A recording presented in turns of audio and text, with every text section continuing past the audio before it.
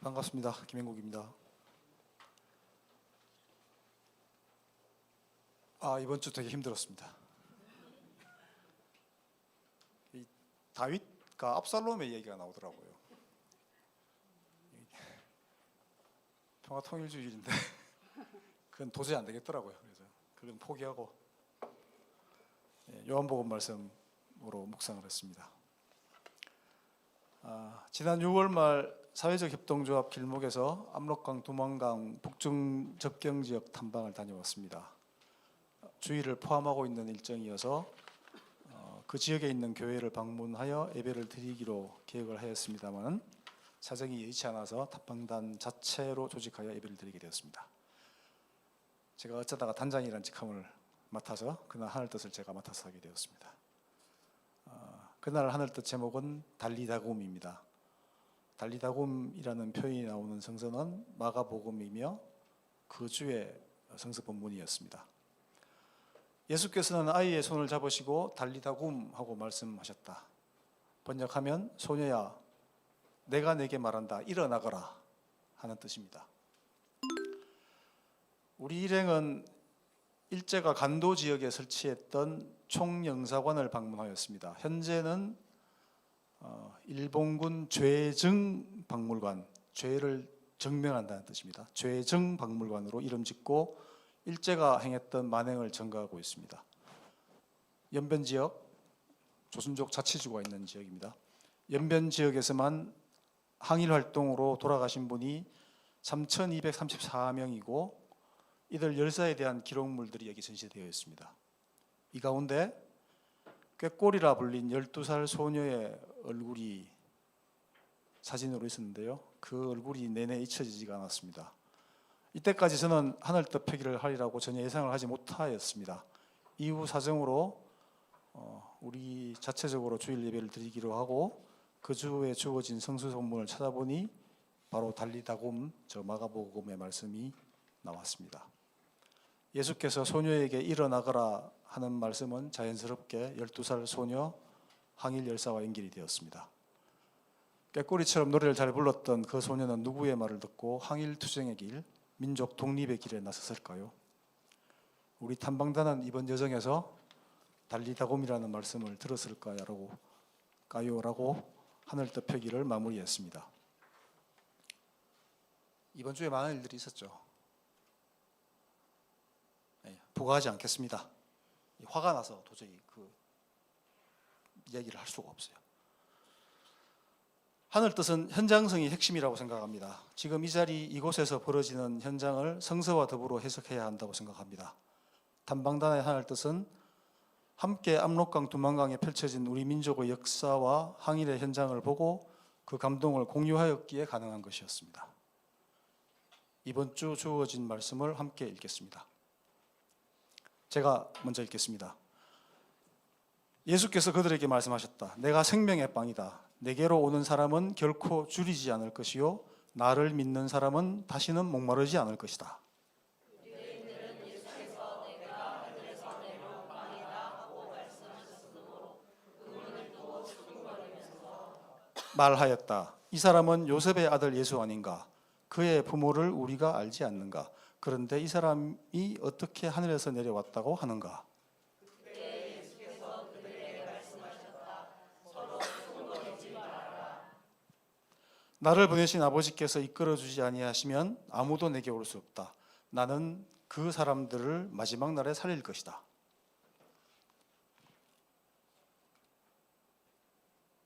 연사에 기록하기를 그들이 모두 하느님께 관심을 받을 것이다 하였다.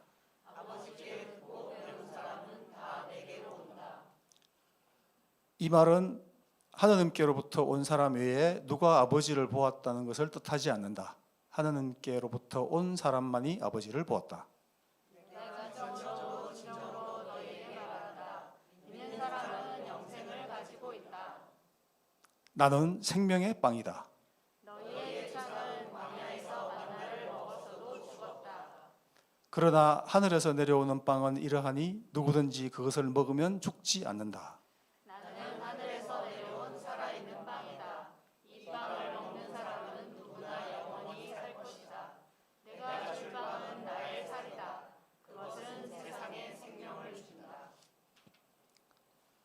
나는 하늘에서 내려온 살아있는 빵이다.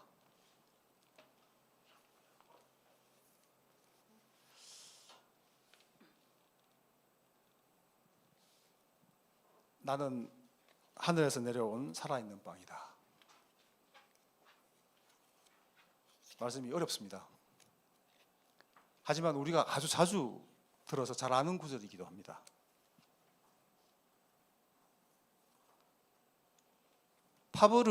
앙리드 파브르라는 사람이 있습니다. 잘 아시는 곤충기를 쓴 학자입니다. 그는 곤충기를 쓰기 3년 전인 1876년에 식물기를 썼습니다. 이 책 15장은 접붙이기입니다. 여기서 몇 구절을 인용하겠습니다. 만일 역사가 기록을 좀 더 오래 보존해 왔더라면 가치 없는 잡초에서 다양하게 개량된 식물이 탄생하기까지의 길고 수고로운 노력을 엿볼 수 있지 않았을까? 한 종에서 이롭게 개조될 무한한 잠재력을 알아본 기막힌 직감을 생각해보라. 변변찮고 말 안 듣는 야생식물을 잘 키우고 개량하기 위한 인내와 노력, 원래대로 돌아가지 않도록 붙들고 완벽한 상태로 지속시키기 위한 보살핌을 생각해보라. 그러면 적어도 우리가 먹는 과일과 채소에는 그것을 길러낸 농부의 땅방울보다 훨씬 많은 것이 들어있음을 깨닫게 될 것이다. 그 안에는 잡초를 작물로 변신시키기 위해 쏟아부은 100세대의 노동과 노력이 축적되어 있다. 100세대 이상 될 수도 있죠. 예. 그대들은 선조들이 창조한 과일과 채소를 먹고 산다. 우리는 과거의 노고, 기운, 창의력 덕분에 산다. 우리의 뒤를 이은 미래 세대도 우리의 노력으로 우리가 가진 두뇌의 힘과 팔심 덕분에 살게 된다면 이 땅에서 우리에게 주어진 임무는 제대로 마쳤다고 마음 놓아도 좋으리라.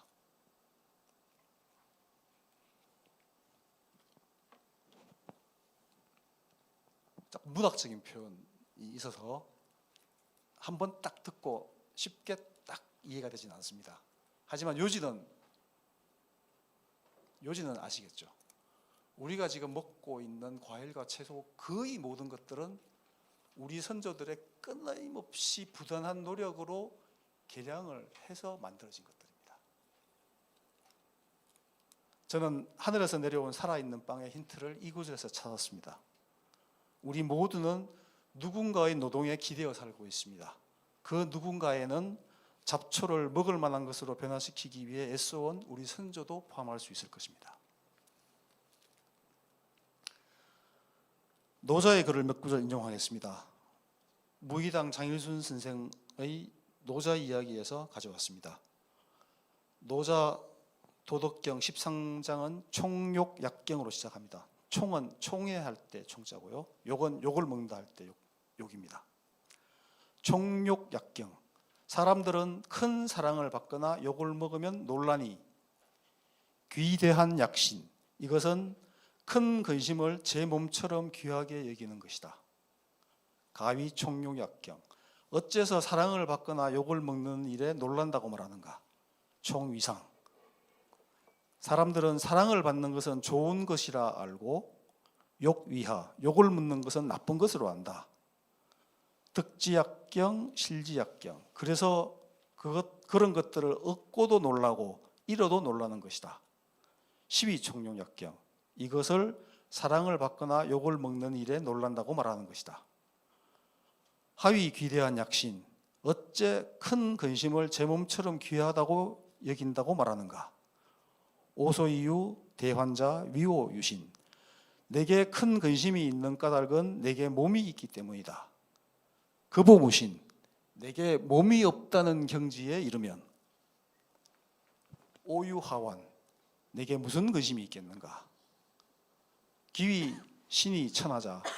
제 몸을 진실로 귀하게 여기고 천하를 위하는 사람에게는 약각이 천하를 맡길 수 있다. 애위 신이 천하자. 제 몸을 진실로 사랑하고 천하를 위하는 사람에게는 약가 탁천하, 천하를 다스리게 해도 좋다. 이것도 역시 어렵습니다. 한번 들어서 쉽게 잘 알 수가 없습니다. 우리는 총애를 받는 것을 좋아하죠. 그리고 욕 먹는 것을 싫어합니다. 근데 노자 선생님께서는 그 둘 다가 나라는 에고에 갇혀 있기 때문에 그렇다라고 얘기를 합니다. 내 몸이 없다는 경지에 이르면 거보모신, 이건 달리 표현하면은 나와 다른 사람이 같다고 엮이면, 또는 조금 더 확장을 해서 나와 세상이 같다고 엮이면, 그러면 근심이 없다는 거죠. 예. 총애를 받아도 또는 욕을 먹어도 근심이 없다는 거죠. 자, 이제부터 무의당 말씀, 선생님 말씀입니다. 장효선 선생님 말씀입니다. 자기를 벗어나서 제한이 없는 무화 형식에 처하면, 그러면 우주와 자기가 하나로 된다. 예수와 석가 이런 분들은 우주와 자기가 하나로 되는 무한한 무화 형식에 사신 분들이다. 그런데 우리 같은 보통 사람들은 유한한 자아 형식에 빠져서 산다. 그러니까 총욕, 그러니까 욕을 먹거나 총애를 받거나 하는 것이 대환, 나에게 큰 우환이 되는 이유는 내가 내 몸이 있다고 생각하기 때문이다.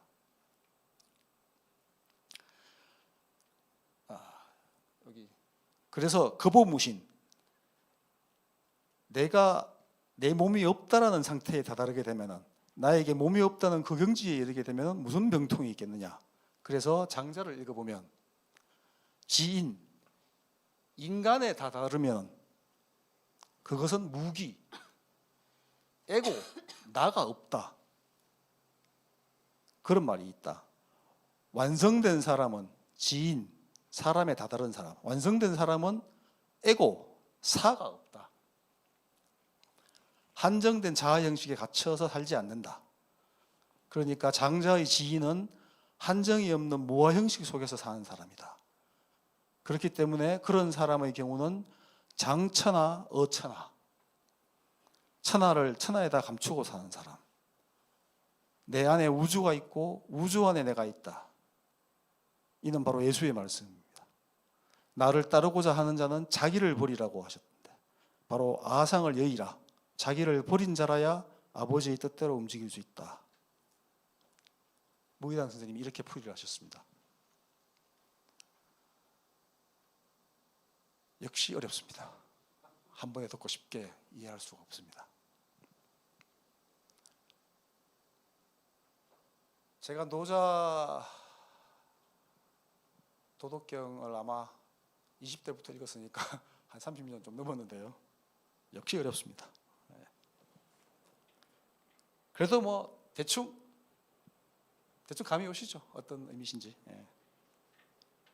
노자의 말씀과 성경의 말씀이 다르지 않습니다. 이제 우리 이야기를 좀 해보겠습니다. 임브라 목사님이 안식년을 마치고 오셨을 때 저는 공동회장 직분을 맡고 있었습니다. 목사님은 충분히 쉬고 재충전을 했다고 말했지만, 그 기간 동안 반려동물 장례 지도사 등 여러 종류의 반려동물 관련 자격증을 공부하고 시험을 치르고 비인간 동물들과 함께하는 목회로 영역을 확장하려고 생각하고 있었습니다. 저는 신중했습니다. 하지만 저는 둔감하였고, 그래서 여러 질문을 하였습니다.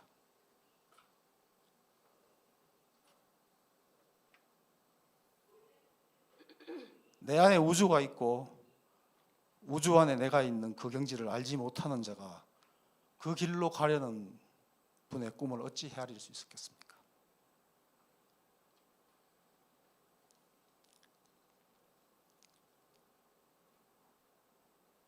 임보라 목사님은 늘 그러하셨듯이 여러 번 신중한 목소리로 조곤조곤 저에게 설명을 하였습니다. 이 자리에 있는 우리 교우 모두가 그가 펼쳐놓은 마음 자락 안에 들어갔다 나온 경험을 하였을 것입니다.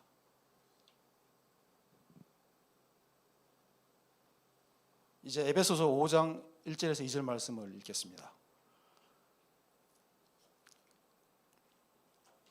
그러므로 여러분은 사랑을 받는 자녀답게 하느님을 본받는 사람이 되십시오. 그리스도께서 여러분을 사랑하셔서 우리를 위하여 하느님 앞에 향기로운 예물과 제물로 자기 몸을 내어주신 것 같이 여러분도 사랑으로 살아가십시오. 다 함께 침묵으로 기도하겠습니다.